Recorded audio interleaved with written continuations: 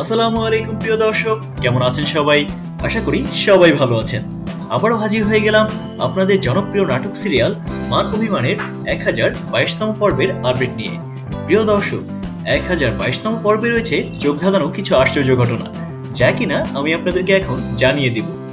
তার আগে যারা আমাদের চ্যানেলটিকে এখনো সাবস্ক্রাইব করেননি, তারা আমাদের চ্যানেলটিকে এখনই সাবস্ক্রাইব করে পাশে থাকা বেল বাটনটি অন করতে একদম ভুলবেন না।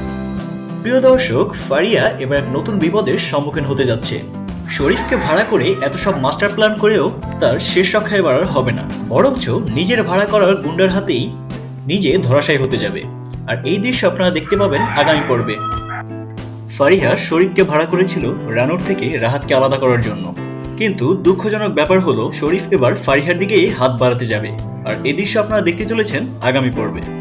অন্যদিকে কায়সার ভাই এ সমস্যার সমাধান করেই ছাড়বে, কেননা এই পরিবারের সমস্যার পেছনে কার কার হাত রয়েছে তা কাউসার ভাই ঠিকই আন্দাজ করতে পেরেছে, এবং কাউসার ভাইকে দেখা যাবে পরবর্তী পদক্ষেপ নিতে, যার ফলে কিনা বেরিয়ে আসবে কে কে এই পরিবারের কালপিট। কায়সার ভাই এখন শুধু এই পরিবারের সবার হালচাল দেখছে, পরবর্তীতে তাকে এক কড়া পদক্ষেপ নিতে দেখা যাবে।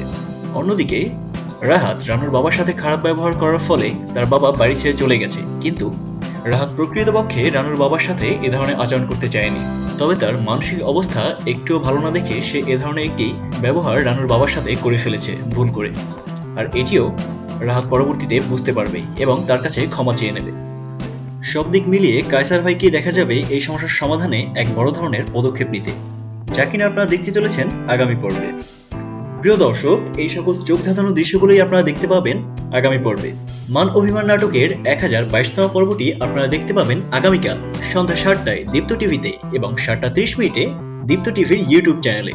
সকল ধরনের নাটক ও তথ্যের আগাম আপডেটের জন্য আমাদের চ্যানেলটিকে এখনই সাবস্ক্রাইব করে রাখুন এবং পাশে থাকা বেল বাটনটি অন করতে ভুলবেন না। সবাই ভালো থাকুন, সুস্থ থাকুন এবং রেইন টিভি মিডিয়ার সাথেই থাকুন, এই প্রত্যাশায় আজকের মতো আল্লাহ হাফেজ।